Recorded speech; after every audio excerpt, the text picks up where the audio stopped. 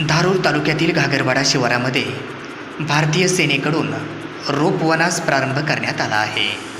यामध्ये 22,05,000 झाडेचे वृक्षारोपण करण्यात येणार आहे।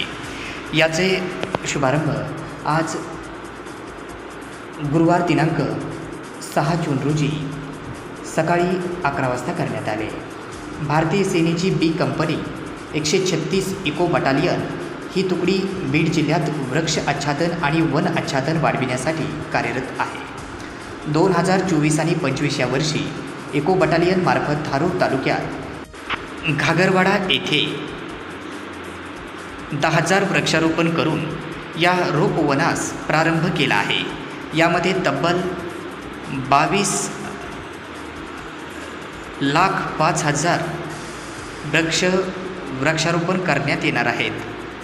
याच बीड जिल्ह्यातील धारूर तालुक्यातील भारतीय सेनेच्या इको बटालियनने किल्ले धारूर घागरवाडा परिसरात मोठ्या उत्साहात हे वृक्षारोपण करण्यास सुरुवात केली आहे। रोपवनाचे उद्घाटन धारूर येथील दिवाणी न्यायालयाचे न्यायाधीश श्रीमती NS कदम मॅडम व मानवलोक सेवाभावी संस्थेचे संचालक अनिकेत लोहिया यांची उपस्थिती होती।